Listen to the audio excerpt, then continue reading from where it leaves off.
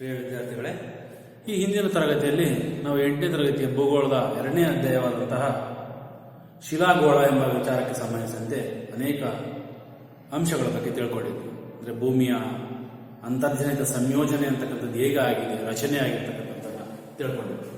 ಅಂದರೆ crust, ಭೂಚಿಪ್ಪು, mantle ಮತ್ತು ಭೂಮಿಯ ಕೇಂದ್ರ ಭಾಗ ಇವುಗಳ ಒಳರಚನೆ ಹಾಗೂ ಶಿಲೆಗಳು ಮತ್ತು ಅದರ ಪ್ರಕಾರಗಳ ಬಗ್ಗೆ ನಾವು ಹಲವು ಅಂಶಗಳನ್ನು ಸುದೀರ್ಘವಾಗಿ ತಿಳ್ಕೊಂಡಿದ್ವಿ. ಇನ್ನು ಅದೇ ಅಧ್ಯಾಯದಲ್ಲಿ ಬರ್ತಕ್ಕಂಥ ಶಿಲಾಗೋಳದ ಉಳಿದ ವಿಚಾರ ಅಂತಕ್ಕಂಥದ್ದು ಭೂಚಿಪ್ಪಿನ ಶಕ್ತಿಗಳು. ಏನು ಅರ್ತ್ ಕ್ರಸ್ಟ್ ಅಂತಕ್ಕಂಥದ್ದು ಇದೆಯಲ್ಲ, ಅದರ ಶಕ್ತಿಗಳನ್ನು ನಾವು ಇವತ್ತು ಯಾವ್ಯಾವ ರೀತಿ ಭೂಚಿಪ್ಪಿನ ಶಕ್ತಿಗಳ ಆಂತರಿಕ ಶಕ್ತಿ ಆಗಿರ್ಬೋದು ಅಥವಾ ಬಾಹ್ಯ ಶಕ್ತಿಗಳನ್ನು ಏನೇನು ಪರಿವರ್ತನೆಗಳಾಗ್ತವೆ, ಬದಲಾವಣೆಗಳು ಈ ಭೂಮಿಯ ಮೇಲ್ಮೈನಲ್ಲಿ ಆಗ್ತವೆ ಅನ್ನೋದನ್ನು ಈ ಅಧ್ಯಾಯದಲ್ಲಿ ತಿಳಿಯಲಿಕ್ಕೆ ಪ್ರಯತ್ನಿಸೋಣ. ಹಾಗಾಗಿ ಪ್ರಮುಖವಾಗಿ ಭೂಮಿ 2 ರೀತಿಯ ಶಕ್ತಿಗಳನ್ನು ಒಳಗೊಂಡಿದೆ: ಬಾಹ್ಯ ಶಕ್ತಿ ಮತ್ತೆ ಆಂತರಿಕ ಶಕ್ತಿ. ಅರ್ಥ ಆಯ್ತಲ್ವಾ? ಅಂದ್ರೆ ಅಂತರ್ಜನಿತ ಶಕ್ತಿ ಅಂದ್ರೆ ಆಂತರಿಕ ಶಕ್ತಿ, ಇನ್ನ ಬಹಿರ್ಜನಿತ ಅಥವಾ ಬಾಹ್ಯ ಶಕ್ತಿ ಅಂತೇಳಿ ಕರಿತೀವಿ. ಅಂತರ್ಜನಿತ ಶಕ್ತಿ ಅಂದ್ರೆ ಆಂತರಿಕ ಶಕ್ತಿ ಅಂತ. ಭೂಮಿಯ ಒಳಗಡೆ ಇರ್ತಕ್ಕಂತಹ ಅನೇಕ ಶಿಲಾದ್ರವಗಳು ಅಂತಕ್ಕಂಥದ್ದು ಅದು ರಂಧ್ರಗಳ ಮೂಲಕ ಅಥವಾ ಪದರಗಳ ಮೂಲಕ ಅದೇನಾಗ್ತಾ ಇರುತ್ತೆ, ಸಂಚಯನ ಆಗ್ತಾ ಇರುತ್ತೆ ಅಥವಾ ಅರಿತಾ ಇರುತ್ತೆ. ಅದನ್ನು ಆಂತರಿಕ ಶಕ್ತಿ ಅಂತ ಕರಿತೀವಿ. ಅಂದರೆ ಭೂಮಿಯ ಮೇಲ್ಮೈನ ಸ್ವರೂಪಗಳು ಈ ಕ್ಷಿಪ್ರವಾಗಿ ಬದಲಾವಣೆ ಹೊಂದಲಿಕ್ಕೆ ಈ ಆಂತರಿಕ ಶಕ್ತಿಗಳು ಕೂಡ ಕಾರಣ ಇದೆ. ಅವು ಯಾವ್ಯಾವು ಅಂತಂದ್ರೆ, ಮುಖ್ಯವಾಗಿ ಆಂತರಿಕ ಶಕ್ತಿಗಳಲ್ಲಿ ಜ್ವಾಲಾಮುಖಿಗಳು ಮತ್ತೆ ಭೂಕಂಪ, ವೋಲ್ಕೇನ್ಸ್, ಭೂಕಂಪ ಅರ್ಥಕ್ವೇಕ್. ಇಲ್ಲಿ ಜ್ವಾಲಾಮುಖಿಗಳು ಹೆಂಗೆ ಉದ್ಭವ ಆಗ್ತವೆ ಅಥವಾ ಉಂಟಾಗ್ತವೆ?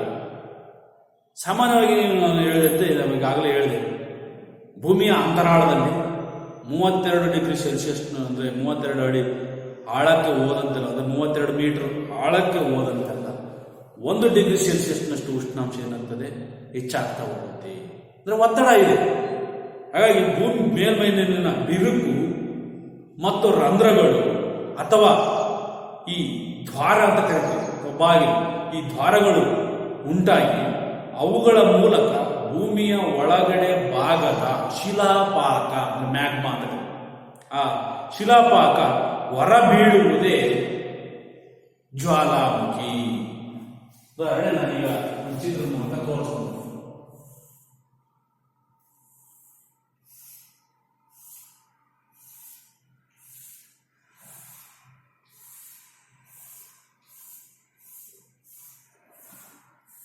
ಹೀಗೆ ಇದು ಭೂಮಿ, ಇದಿಷ್ಟು ಕೂಡ ಭೂಮಿಯ ಅಂತರಾಳ ಭಾಗ. ಇಲ್ಲಿ ಅದರಲ್ಲಿ ಪದರಗಳಿರುತ್ತೆ. ಈ ಪದರಗಳಲ್ಲಿ ಶಿಲಾಪಾಕ ಅಂತಕ್ಕಂಥದ್ದು ಅದು ಸಂಚಯನ ಆಗ್ತಾ ಇರುತ್ತೆ. ಹೀಗೆ ಅನೇಕ ಪದರಗಳಲ್ಲಿ ಅದು ಹೀಗೆ ಈ ಭಾಗದ ಮೂಲಕ ಅದೇ ಮತ್ತೆ ಸ್ಫೋಟ ಆಗಬೇಕು.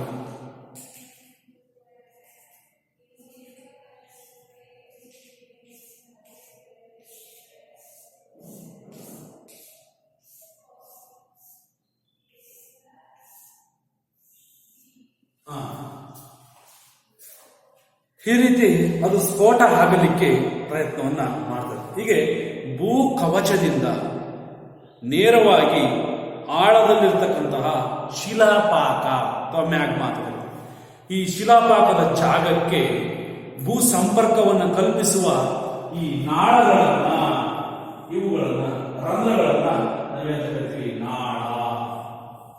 ನಾಳ ಅಂತೇಳಿ ಕರೆದ್ವಿ. ಅರ್ಥ ಆಯ್ತಲ್ವಾ? ನಾಳ ಅಂತೇಳಿ ಕರೆದ್ವಿ. ಇದರ ಮೂಲಕ ಶಿಲಾಪಾಕ ಅಂದ್ರೆ ಈ ನಾಳದ ಮೂಲಕ ಶಿಲಾಪಾಕ, ಶಿಲಾಚೂರುಗಳು ಮತ್ತು ಲಾವಾರಸ ಅಂತ ಕರೀತಾರೆ.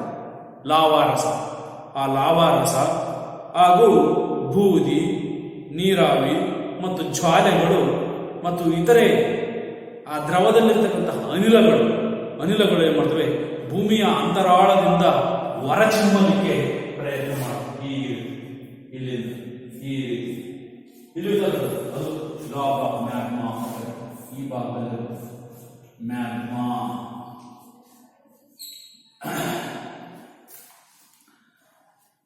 ಹೀಗೆ ಈ ಒಂದು ಏನು ಆಲಿಕೆಯ ಆಕಾರದ ಜ್ವಾಲಾಮುಖಿಯ ನಾಳದ ತುಟ್ಟ ತುದಿಯ ತಗ್ಗು ಭಾಗವನ್ನ ನಾವೆಂತ ಕರಿತೀವಿ ಕುಂಡ ಅಥವಾ ಜ್ವಾಲಾಮುಖಿ ಬಾಯಿ.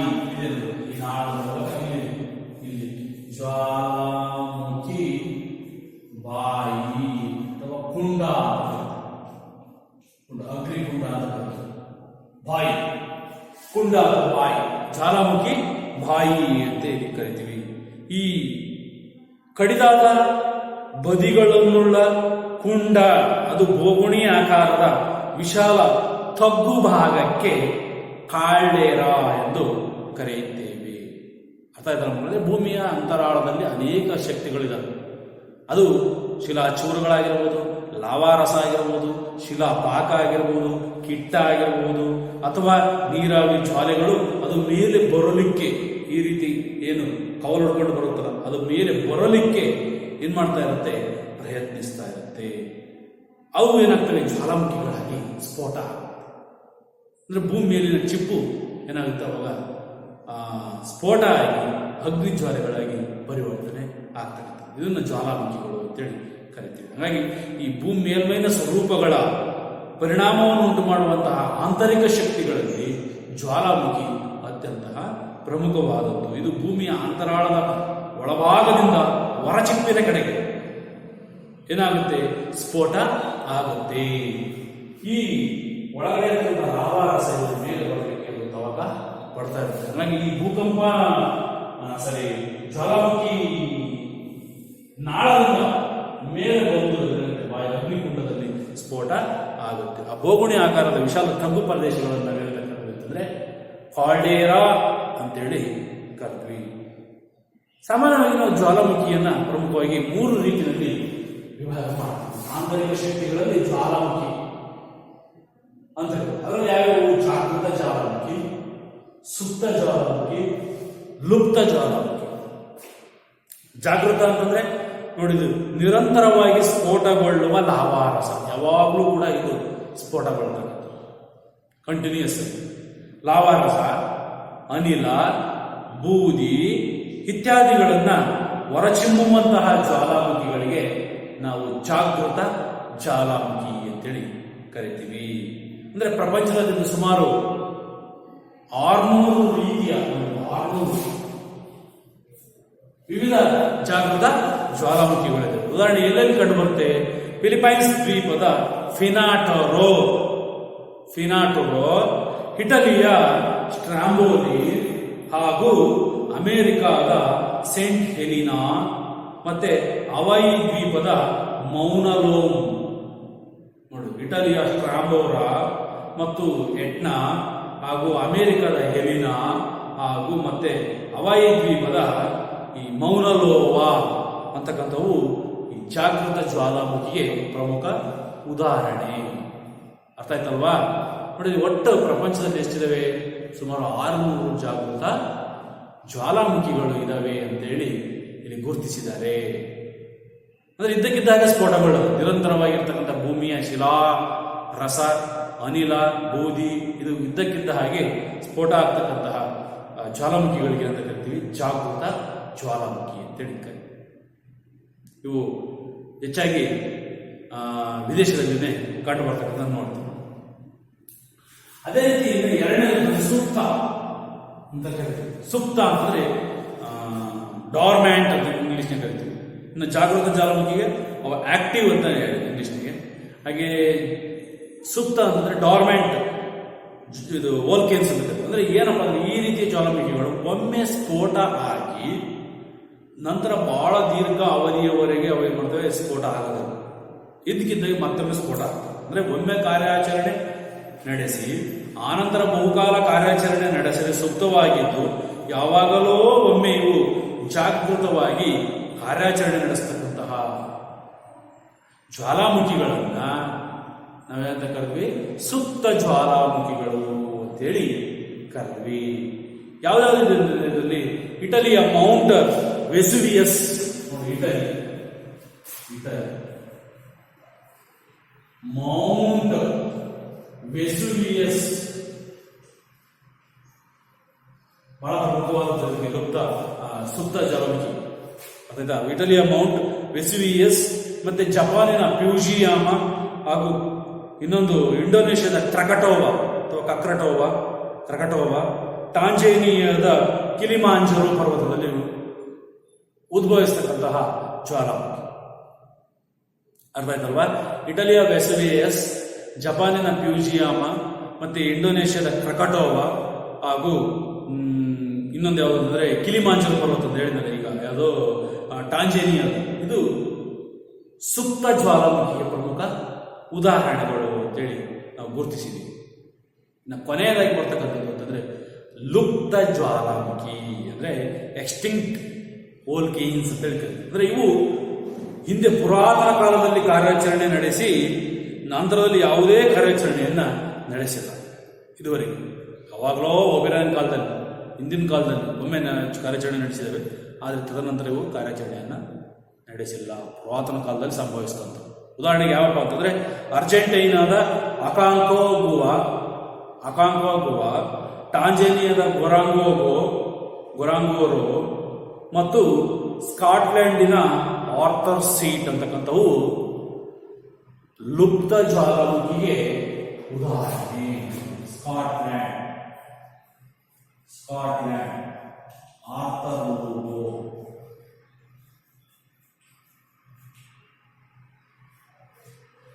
ಹೀಗೆ ಜ್ವಾಲಾಮುಖಿಗಳು ಕೂಡ ಭೂಮಿಯ ಆಂತರಿಕ ಶಕ್ತಿಗಳ ಸ್ವರೂಪವನ್ನು ಬದಲಾವಣೆ ಮಾಡಲಿಕ್ಕೆ ಪ್ರಮುಖವಾದಂತಹ ಭೂಚಿಪ್ಪುಗಳ ಶಕ್ತಿಗಳಾಗಿದ್ದಾವೆ ಅಂತಕ್ಕಂಥದ್ದನ್ನು ನಾವು ಇದರಿಂದ ತಿಳಿಬಹುದಾಗಿದೆ. ಹಾಗೆ ಮಕ್ಕಳೇ ನೋಡಿ, ಜ್ವಾಲಾಮುಖಿಗಳು ಅಂತಂದ್ರೆ ನಿಮಗೆ ಏನಂತ ಇದ್ದಕ್ಕಿದ್ದಾಗೆ ಭೂಮಿಯ ಒಳಭಾಗದಲ್ಲಿರ್ತಕ್ಕಂಥ ಅಥವಾ ಭೂಗರ್ಭದಲ್ಲಿರ್ತಕ್ಕಂತಹ ಲಾವಾರಸ ಅಥವಾ ಶಿಲಾಪಾಕ ಅಂತಕ್ಕಂಥದ್ದು ಆ ಭೂಕಂಪ ಲೇಖಿಯ ಮೂಲಕ, ಅಂದರೆ ನಾಳಗಳ ಮೂಲಕ, ರಂಧ್ರಗಳ ಮೂಲಕ ಹೊರಚಿಮ್ಮಿ ಅಗ್ನಿ ಅಥವಾ ಕಿಟ್ಟ, ಬೂದಿ ಅಥವಾ ಕುಂಡಗಳಾಗಿ ಪರಿವರ್ತನೆ ಆಗ್ತಕ್ಕಂಥದ್ದು ನಾವು ಜ್ವಾಲಾಮುಖಿ ಅಂತೇಳಿ ಕರೆದು. ಇವುಗಳನ್ನು ನಾವು ಜ್ವಾಲಾಮುಖಿಗಳಲ್ಲಿ 3 ವಿಧಗಳಾಗಿ ಮಾಡ್ತೀವಿ. ಒಂದು ಜಾಗೃತ ಜ್ವಾಲಾಮುಖಿ, 2 ಸುಪ್ತ ಜ್ವಾಲಾಮುಖಿ, 3 ಲುಪ್ತ ಜ್ವಾಲಾಮುಖಿ ಅಂತೇಳಿ ಕರೆದು. ಹಾಗೆಯೇ ಜ್ವಾಲಾಮುಖಿಯಲ್ಲಿ ಏನೇನು ವಸ್ತುಗಳು ಹೊರಬರ್ತವೆ ನೋಡ್ರಿ. ಏನ್ ಬರ್ತವೆ ಅಂತಂದ್ರೆ ಸಾಮಾನ್ಯವಾಗಿ ಪ್ರಪಂಚದ ಅನೇಕ ಪ್ರದೇಶದಲ್ಲಿ ಈ ವಿವಿಧ ಕಡೆ ವಿವಿಧ ರೀತಿಯಲ್ಲಿ ಜ್ವಾಲಾಮುಖಿಗಳು ಸ್ಫೋಟ ಆಗ್ತವೆ. ಆವಾಗ ಆ ಜ್ವಾಲಾಮುಖಿಗಳು ಏನ್ ಮಾಡ್ತವೆ ನೋಡು, ವಸ್ತುಗಳು ಅಂತಂದ್ರೆ ಘನ ವಸ್ತುಗಳು ಬರ್ತವೆ. ಅಂದ್ರೆ ಶಿಲಾಚೂರುಗಳಿರ್ತವೆ, ಶಿಲಾ ಗುಂಡುಗಳಿರ್ತವೆ, ಕಿಟ್ಟಕೂಳು ಇರ್ತದೆ, ಬೂದಿ ಇರ್ತದೆ, ದ್ರವ ವಸ್ತು ಇರ್ತದೆ ಅಂದ್ರೆ ಲಾವಾರಸ ಹೇಳಿದಿರೋದು. ಆಮೇಲೆ ಇದು ಅನಿಲಗಳಾದಂತಹ ಗಂಧಕ, ಆಮೇಲೆ ಜಲಜನಕ, ಇಂಗಾಲದ ಡೈಆಕ್ಸೈಡ್, ನೀರಾವಿ, ಇವೆಲ್ಲವೂ ಕೂಡ ಅದರಿಂದ ಹೊರಬರ್ತವೆ. ಅಂದ್ರೆ ಜ್ವಾಲಾಮುಖಿಗಳಿಂದ ಹೊರಬರ್ತಕ್ಕಂಥ ವಸ್ತುಗಳು ಬೂದಿ, ಕಿಟ್ಟ, ಇಂಗಾಲದ ಡೈಆಕ್ಸೈಡ್, ಗಂಧಕ, ನೀರಾವಿ, ಮತ್ತೆ ಇದು ಶಿಲಾಚೂರುಗಳು. ಆ ಸ್ಫೋಟದ ತೀವ್ರತೆಗೆ ಘನ ಪದಾರ್ಥಗಳು ಏನಾಗ್ತವೆ ಹೊರಬರ್ತವೆ. ಸೊ ಇವು ಜ್ವಾಲಾಮುಖಿಯಿಂದ ಹೊರಹೊಮ್ಮತಕ್ಕಂತಹ ವಸ್ತುಗಳಾಗಿ ನಾವು ನೋಡಬಹುದಾಗಿದೆ.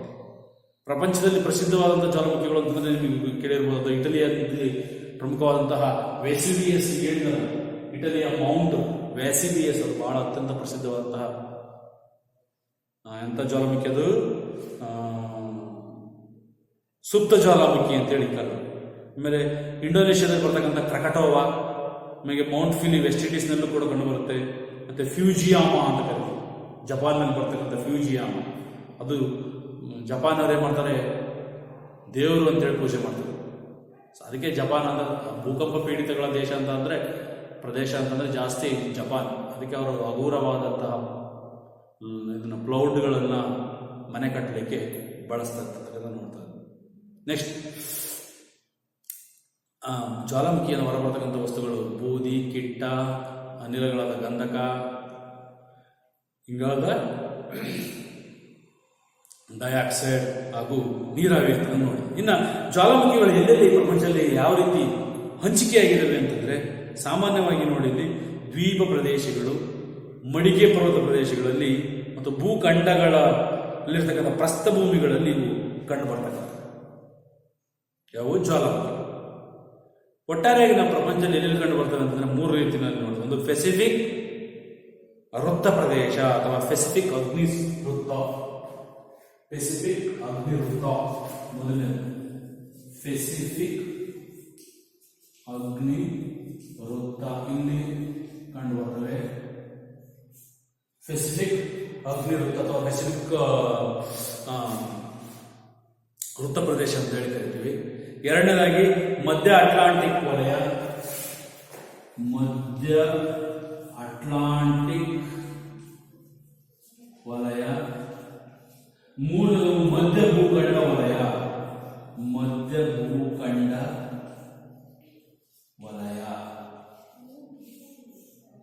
ಪ್ರಪಂಚದಲ್ಲಿ ಮೂರು ರೀತಿಯ ವೃತ್ತಗಳಲ್ಲಿ ಜ್ವಾಲಾಮುಖಿಗಳು ಅಂತಕ್ಕಂಥವು ಸಂಭವಿಸ್ತವೆ ಅನ್ನೋದನ್ನ ನಾವು ಗುರುತಿಸಿದ್ವಿ. ಅಂದ್ರೆ ಮೊದಲನೇದು ಪೆಸಿಫಿಕ್ ವೃತ್ತ ಅಥವಾ ಪೆಸಿಫಿಕ್ ಅಗ್ನಿ ವೃತ್ತದಲ್ಲಿ ಕಂಡುಬರುತ್ತೆ. ಅಂದ್ರೆ ಪೆಸಿಫಿಕ್ ಅಂದ್ರೆ ಸಾಗರದ ಕರಾವಳಿಗಳಲ್ಲಿ, ಅದು ಫಿಲಿಪೈನ್ಸ್, ಜಪಾನ್, ಅಮೇರಿಕಾ, ಮಧ್ಯ ಅಮೇರಿಕಾ, ದಕ್ಷಿಣ ಅಮೇರಿಕಾ ಮುಂತಾದ ಕಡೆಗಳಲ್ಲಿ ಈ ಜ್ವಾಲಾಮುಖಿಗಳು ಕಂಡುಬರ್ತವೆ. ಯಾವುವು ಪೆಸಿಫಿಕ್ ಸರ್ಕಲ್. ಇನ್ನು ಎರಡನೇದು ಅಟ್ಲಾಂಟಿಕ್ ಸಾಗರ ಅಂತ ಕರೀತಾರೆ, ಮಧ್ಯ ಅಟ್ಲಾಂಟಿಕ್ ಅಂದ್ರೆ ಐಸ್ಲ್ಯಾಂಡ್, ವೆಸ್ಟ್ ಇಂಡೀಸ್ ದ್ವೀಪಗಳಲ್ಲಿ ಈ ಜ್ವಾಲಾಮುಖಿಗಳು ಕಂಡುಬರ್ತವೆ. ಮೂರನೇದು ಅಂದ್ರೆ ಮಧ್ಯ ಭೂಖಂಡ ವಲಯ ಅಂತ ಹೇಳಿದ್ದಾನೆ. ಅದು ಎಲ್ಲೆಲ್ಲಿ ಬರ್ತದೆ ಅಂದ್ರೆ Italy, Spain, France, Greece, Turkey ಹಾಗೂ ಮುಂತಾದ ಪ್ರದೇಶಗಳಲ್ಲಿ ಕಂಡುಬರ್ತವೆ. ಹೀಗೆ ಮೂರು ರೀತಿಯ ಜ್ವಾಲಾಮುಖಿಯ ವಲಯ ಪ್ರದೇಶಗಳನ್ನು ನಾವು ಪ್ರಪಂಚದಲ್ಲಿ ಗುರುತಿಸತಕ್ಕಂಥದ್ದನ್ನು ನೋಡ್ತೀವಿ. ಪ್ರಮುಖವಾಗಿ ಈ ದ್ವೀಪಗಳು ಅಂತಂದ್ರೆ ಹವಾಯಿ ದ್ವೀಪಗಳು ಮತ್ತೆ ಇಂಡೋನೇಷ್ಯಾದಲ್ಲೂ ಕೂಡ ಜ್ವಾಲಾಮುಖಿಗಳು ಹೆಚ್ಚು ಸಂಭವಿಸ್ತವೆ ಅನ್ನೋದನ್ನು ನಾವು ಗುರುತಿಸಿದ್ವಿ. ಹೀಗೆ ಈ ಜ್ವಾಲಾಮುಖಿಗಳು ಕೂಡ ಭೂ ಅಂತರ್ಜನಿಕ ಶಕ್ತಿಯಿಂದ ಭೂ ಸ್ವರೂಪವನ್ನು ಬದಲಾವಣೆ ಮಾಡಲಿಕ್ಕೆ ಕಾರಣ ಆಗಿವೆ. ಇನ್ನು ಭೂ ಅಂತರ್ಜನಿತ ಶಕ್ತಿಗಳಲ್ಲಿ ಎರಡನೇದು ಅಂತಂದ್ರೆ ಭೂಕಂಪನ. ಭೂಮಿ ನಡುಗೋದು. ಸಾಮಾನ್ಯವಾಗಿ ನಾವು ನೋಡ್ತಿರ್ತೀವಿ, ಯಾವಾಗಲಾದ್ರೂ ಮನೆಯಲ್ಲಿ ನಿಶಬ್ದವಾಗಿ ಅಡುಗೆ ಮಾಡ್ತಿರ್ಬೇಕಾದ್ರೆ ಇದ್ದಕ್ಕಿದ್ದಾಗೆ ವಸ್ತುಗಳು ಬೀಳೋದಾಗಿರ್ಬೋದು ಅಥವಾ ಅಲುಗಾಡೋದಾಗಿರ್ಬೋದು ಅಥವಾ ಭೂಮಿ ಬಿರುಕುಬಿಡೋದಾಗಿರ್ಬೋದು, ಇವೆಲ್ಲವೂ ಕೂಡ ಭೂಕಂಪನದ ಸಂಕೇತಗಳಾಗಿರ್ತವೆ. ಹಾಗಾಗಿ ಭೂಮಿಯ ಮೇಲ್ಮೈಯಲ್ಲಿ ಉಂಟಾಗ್ತಕ್ಕಂತಹ ಕಂಪನಗಳ ಸರಣಿಯನ್ನು, ಕಂಪನದ ನಡುಕ ಸರಣಿಯನ್ನ ಭೂಕಂಪನ ಅಂತೇಳಿ ಕರಿತೀವಿ. ಸೊ ಇವು ಹೆಂಗುಂಟಾಗ್ತವೆ? ಭೂಮಿಯ ಮೇಲಿನ ಶಿಲಾಕವಚಗಳ ಕ್ಷಿಪ್ರಗತಿಯ ಚಲನೆಯಿಂದ. ಭೂಮಿಯ ಮೇಲಿನ ಶಿಲಾಕವಚದ ಕ್ಷಿಪ್ರಗತಿಯ ಚಲನೆಯಿಂದ ಅಥವಾ ಮ್ಯಾಂಟಲ್ ಅಂತ ಏನು ಕರಿತೀವಲ್ಲ, ಭೂ ಚಿಪ್ಪಿನ ಪದರ, ಆ ಭೂ ಕವಚದ ಮ್ಯಾಂಟಲ್ ಪದರದೊಳಗೆ ಇವು ಏನಾಗ್ತವೆ, ಈ ಭೂಕಂಪನಗಳು ಉಂಟಾಗ್ತವೆ. ಅರ್ಥ ಆಯ್ತಲ್ವಾ? ಅಂದ್ರೆ ನಾವೇನು ಹೇಳಿದ್ವಿ, ಭೂಮಿ ಮೂರು ಪದರ ಬಂದ್ರೆ ಕಸ್ಟ್, ಭೂ ಚಿಪ್ಪು, ಮ್ಯಾಂಟಲ್, ಕೇಂದ್ರ ಭಾಗ ಅಂತ. ಹಾಗಾಗಿ ಅಲ್ಲೇನು ನಾವು ನಿಫೆ ಮತ್ತು ನಿಕ್ಕಲ್ ಮತ್ತೆ ಫೆರಸ್ ಅಂಶದಿಂದ ಹೊಂದಿರ್ತಕ್ಕಂಥ ವಲಯವನ್ನು ಸೀಮಾ, ನಿಫೆ, ಸಿಯೋಲ್ ಅಂತ ನಾವೇನು ಈ ಹಿಂದಿನ ತರಗತಿಯಲ್ಲಿ ಅಭ್ಯಾಸ ಮಾಡಿದ್ವಿ, ಆ ಕವಚದಲ್ಲಿ ಪದರದೊಳಗೆ ಆ ಕವಚಗಳು ಏನಾಗ್ತಾ ಹೋಗ್ತವೆ, ಕ್ಷಿಪ್ರಗತಿಯಲ್ಲಿ ಭೂಮಿಯಲ್ಲಿ ಚಲನೆ ಆದಾಗ ಅಥವಾ ಬೇಗನೆ ಬದಲಾವಣೆ ಆದಾಗ ಭೂಕಂಪನಗಳು ಏನಾಗ್ತವೆ, ಸಂಭವಿಸುತ್ತವೆ. ಇನ್ನು ಭೂಕಂಪನದ ತೀವ್ರತೆ ಭೂಮಿಯ ಹೊರಕೇಂದ್ರದ ಸಮೀಪ ಏನಾಗಿರುತ್ತದೆ ಅಂತಂದ್ರೆ ಗರಿಷ್ಠ ಪ್ರಮಾಣದಲ್ಲಿರುತ್ತದೆ, ಮತ್ತು ಭೂಕಂಪನದ ತೀವ್ರತೆ ಹೊರಕೇಂದ್ರದಿಂದ ದೂರ ಹೋದಂತಲ್ಲ, ಅದರ ತೀವ್ರತೆ ಪ್ರಮಾಣ ಕಡಿಮೆ ಇರ್ತದೆ. ಅರ್ಥ ಆಯ್ತಲ್ವಾ? ಅಂದ್ರೆ ಸಮೀಪದಲ್ಲಿ ಗರಿಷ್ಠ ಪ್ರಮಾಣ ಹೆಚ್ಚಿಗೆ ಇರ್ತದೆ, ದೂರಕ್ಕೆ ಹೋದಂತಲ್ಲ ಅದರ ಪ್ರಮಾಣ ಏನಾಗ್ತಾ ಹೋಗುತ್ತೆ, ಕಡಿಮೆ ಆಗ್ತಾ ಹೋಗುತ್ತೆ. ಹಾಗೆ ಭೂಕಂಪನ ಅಂತಕ್ಕಂಥದ್ದನ್ನು ನಾವು ಹೆಂಗೆ ಇದು ಮಾಡ್ತೀವಿ ಅಂದರೆ, ಆ ಭೂಕಂಪ ನಾಭಿ ಅಂತ ಇರ್ತದೆ. ಆ ಭೂಕಂಪ ನಾಭಿ ಭೂಮಿಯ ಮೇಲ್ಮೈನ ಸಮೀಪದಲ್ಲಿದ್ದರೆ ಭೂಕಂಪದ ಅಲೆಗಳು ಏನಾಗ್ತವೆ, ಪ್ರಬಲವಾಗಿದ್ದು ಹೆಚ್ಚು ಅದರ ಪರಿಣಾಮವನ್ನು ಉಂಟು ಮಾಡ್ತವೆ. ಯಾಕಂದ್ರೆ ಭೂಮಿಯ ಮೇಲೆ ನಾವು ಪ್ರಮುಖವಾಗಿ ಅಲೆಗಳು ಅಂತಕ್ಕಂಥದ್ದು ಬೀಸ್ತಾರೆ. ಅವುಗಳನ್ನು ಮೂರು ರೀತಿಯ ಅಲೆಗಳಾಗಿ ಮಾಡ್ತೀವಿ: ಪ್ರಾಥಮಿಕ ಅಲೆಗಳು, ದ್ವಿತೀಯ ಅಲೆಗಳು, ಮೇಲ್ಮೈ ಲಕ್ಷಣದ ಅಲೆಗಳು ಅಂತೇಳಿ ಭೂಕಂಪದ ಅಲೆಗಳನ್ನು ನಾವು ಯಾಕೆ ಉಂಟಾಗ್ತವೆ ಅನ್ನೋದಕ್ಕೆ ಆ ಮೂರು ರೀತಿಯ ಅಲೆಗಳನ್ನು ಗುರುತಿಸ್ತೀವಿ. ಹಂಗಾಗಿ ಭೂಮಿಯ ಅಂತರಾಳದಲ್ಲಿ ಉಂಟಾಗ್ತಕ್ಕಂತಹ ಭೂಕಂಪನದ ಉಗಮ ಸ್ಥಾನವನ್ನು ಭೂಕಂಪನ ನಾಭಿ ಅಥವಾ ಭೂಕಂಪನದ ಒಳಕೇಂದ್ರ ಅಂತ ಕರೀತಾರೆ. ಈ ಎಲ್ಲಿ ಭೂಮಿಯ ಒಳಭಾಗದಲ್ಲಿ ಉಗಮ ಸ್ಥಾನ ಅಂತ ಇರುತ್ತಲ್ಲ ಅದನ್ನ ಭೂಕಂಪನ ನಾಭಿ, ಭೂಕಂಪನ ನಾಭಿ ಅಥವಾ ಭೂಕಂಪನದ ಒಳಕೇಂದ್ರ, ಭೂಕಂಪನದ ಒಳಕೇಂದ್ರ ಅಂತ ಹೇಳ್ತಾರೆ. ಭೂಕಂಪನದ ಒಳಕೇಂದ್ರ ಅಂತ ಹೇಳ್ತಾರೆ. ಮತ್ತೆ ಈ ಭೂಕಂಪ ನಾಭಿಯಿಂದ ಲಂಬಕೋನದಲ್ಲಿ ನೇರವಾಗಿ ಭೂಮಿ ಮೇಲ್ಮೈನ ಸ್ಥಳವನ್ನ ಇಲ್ಲಿಂದ ಮತ್ತೆ ಇದು ಈ ರೀತಿ ಇರತಕ್ಕಂತಹ ಈ ಲಂಬಕೋನದಲ್ಲಿರತಕ್ಕಂತಹ ಕೇಂದ್ರ ಸ್ಥಳವನ್ನು ನಾವೆಂತ ಕರೆದ್ವಿ ಭೂಕಂಪ ಹೊರಕೇಂದ್ರ ಅಂತ ಹೇಳ್ತಾರೆ. ಇದು ಒಳಕೇಂದ್ರ, ಇದು ಹೊರಕೇಂದ್ರ. ಈಗ ಭೂಕಂಪನದ ಹೊರಕೇಂದ್ರ ಅದು ಹೊರಬರಲಿಕ್ಕೆ ಪ್ರಯತ್ನ ಮಾಡ್ತಾ ಇರ್ತಾರೆ ಅಲೆಗಳು, ಹೊರಕೇಂದ್ರ ಕರೆದ್ವಿ. ಈ ಭೂಕಂಪನವನ್ನ ಹೇಗೆ ಅಳಿತೀವಿ ನಾವು ವೈಜ್ಞಾನಿಕವಾಗಿ ಅಭ್ಯಾಸ ಮಾಡಬೇಕು ಅಂತಂದ್ರೆ ಇದನ್ನ ಸೆಸ್ಮಾಲಜಿ ಅಂತ ಕರಿತೀವಿ. ಯಾವ ರೀತಿ ಭೂಕಂಪ ಉಂಟಾಗುತ್ತೆ, ಅದರ ಪರಿಣಾಮಗಳೇನು, ಅದನ್ನು ತಡೆಗಟ್ಟಬೇಕಾದ್ರೆ ಏನು ಮುನ್ನೆಚ್ಚರಿಕೆ ಕ್ರಮಗಳನ್ನು ಕೈಗೊಳ್ಳಬೇಕು, ಇದ್ರ ಬಗ್ಗೆ ಅಂದರೆ ಭೂಕಂಪನದ ಬಗ್ಗೆ ವೈಜ್ಞಾನಿಕವಾಗಿ ಅಧ್ಯಯನ ಮಾಡ್ತಕ್ಕಂಥ ಶಾಸ್ತ್ರವನ್ನು ಭೂಕಂಪ ಶಾಸ್ತ್ರ ಅಥವಾ ಸೆಸ್ಮೋಲಜಿ ಅಂತೇಳಿ ಕರಿತೀವಿ.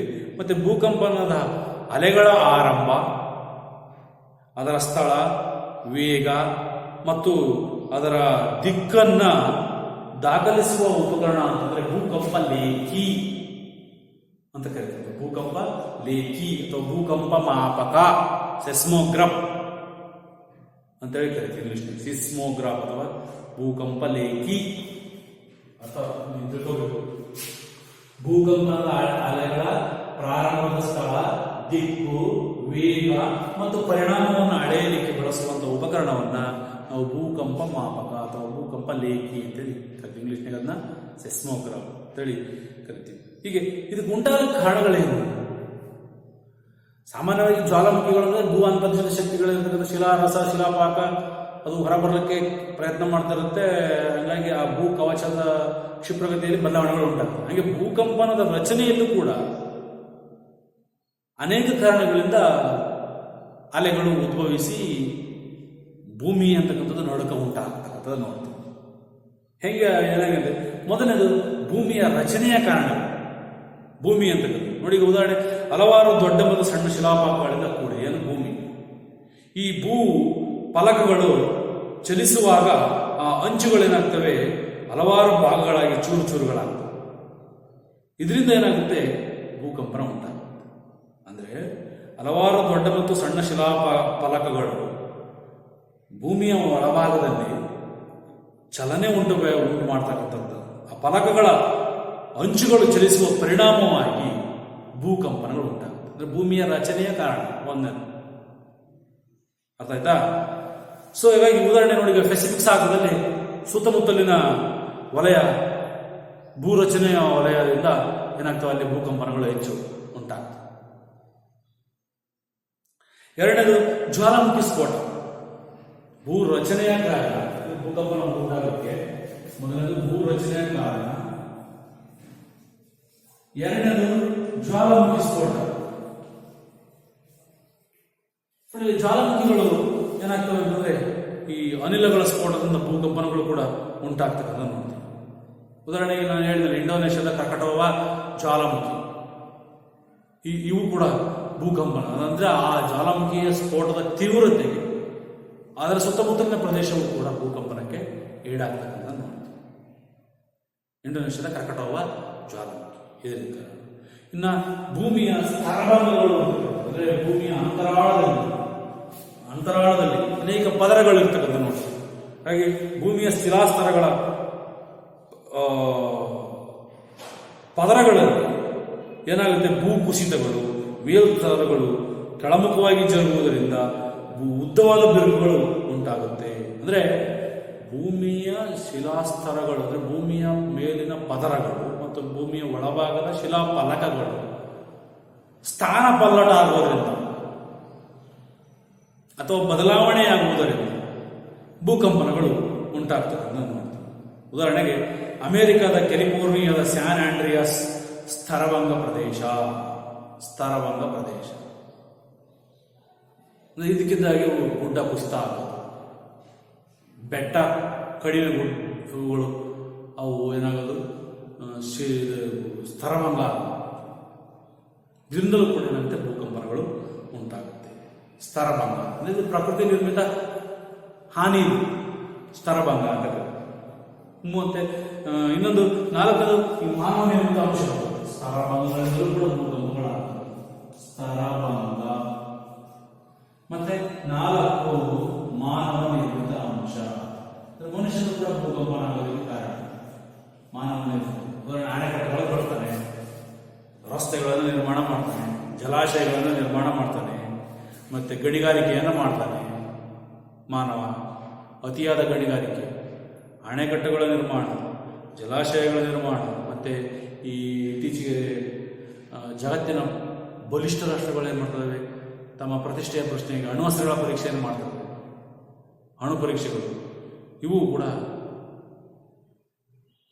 ಭೂಕಂಪನಗಳು ಉಂಟಾಗೋಕ್ಕೆ ಕಾರಣ. ನೋಡಿ, ಮಹಾರಾಷ್ಟ್ರದ ಪೈನಾ ಅಣೆಕಟ್ಟು, ಅಮೆರಿಕದ ಉವರ ಅಣೆಕಟ್ಟು, ಇವೆಲ್ಲವೂ ಕೂಡ ಸುತ್ತಮುತ್ತಲಿನ ಪ್ರದೇಶಗಳಲ್ಲಿ ಹೆಚ್ಚು ಭೂಕಂಪನ ಉಂಟಾಗಲಿಕ್ಕೆ ಕಾರಣಗಳು ಕೂಡ ಆಗಿದೆ. ಅಂದರೆ ಅಲ್ಲಿ ಏನು ಮಾಡ್ತಾರೆ, ಡ್ಯಾಮ್ ಬಂಡೆಗಳನ್ನು ಹೊಡೆಯೋದಾಗಿರ್ಬೋದು. ಈಗ ಉದಾಹರಣೆ ಬಳ್ಳಾರಿ ಸುತ್ತಮುತ್ತ ನೋಡಿ, ಸಂಡೂರು ಸುತ್ತಮುತ್ತ ಆಳವಾದ ಗಣಿಗಾರಿಕೆ ಮಾಡೋದ್ರಿಂದ ಅಲ್ಲಿನ ವ್ಯವಸಾಯದ ಕೃಷಿ ಪ್ರದೇಶ ಎಲ್ಲ ಲಾಸ್ ಆಗಿರ್ತಕ್ಕಂಥದ್ದು ನೋಡ್ತಾರೆ. ಮಾನವ ನಿರ್ಮಿತ ಅಂಶ, ಅಣೆಕಟ್ಟುಗಳ ನಿರ್ಮಾಣ, ಇದರಿಂದಲೂ ಕೂಡ ಭೂಕಂಪಗಳು ಉಂಟಾಗ್ತವೆ ಅನ್ನೋದನ್ನು ನಾವು ತಿಳ್ಕೊಬೋದಾಗಿದೆ. ಇಷ್ಟು ಈ ಭೂಕಂಪ ಉಂಟಾಗಕ್ಕೆ ಕಾರಣ ಅಂದರೆ ಭೂರಚನೆಯ ಸ್ವರೂಪ, ಜ್ವಾಲಾಮುಖಿಗಳು, ಸ್ತರಭಂಗಗಳು ಮತ್ತು ಮಾನವ ನಿರ್ಮಿತ ಕಾರಣ ಅಥವಾ ಅಂಶಗಳಿಂದಲೂ ಕೂಡ ಭೂಕಂಪನ ಉಂಟಾಗುತ್ತೆ. ಪ್ರಮುಖವಾಗಿ ಭೂಕಂಪನದ ಅಲೆಗಳನ್ನು 3 ರೀತಿಯಾಗಿ ಭಾಗ ಯಾವ್ಯಾವುದು ಅಂತಂದ್ರೆ,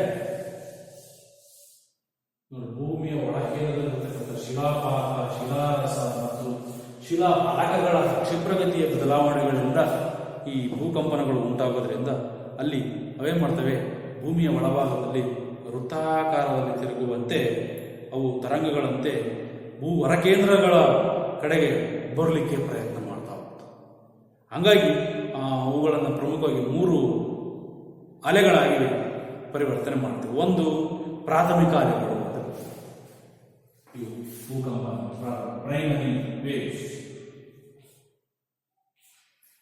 ಪ್ರಾಥಮಿಕ ಅಲೆಗಳು ಅಂತಂದ್ರೆ ಭೂಕಂಪನ ಅಲೆಗಳಲ್ಲಿ ಸಾಮಾನ್ಯವಾಗಿ ಇವು ಭೂಮಿಯ ಒಳಕೇಂದ್ರದಿಂದ ಹೊರಕೇಂದ್ರಕ್ಕೆ, ಅಂದರೆ ಮೊದಲು ಹೊರಕೇಂದ್ರವನ್ನು ಇವು ತಲುಪುತ್ತವೆ.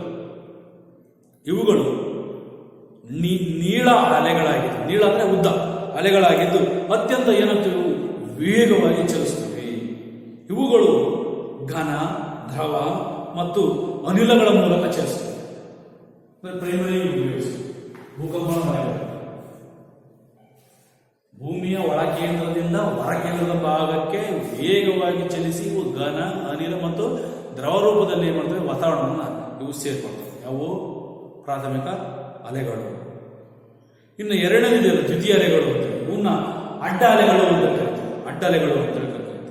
ಯಾಕೆಂದ್ರೆ ಇವು ಕೇವಲ ದ್ರವ ವಸ್ತುಗಳ ಮೂಲಕ ಚಲಿಸುವ ಅಲೆಗಳಾಗಿವೆ.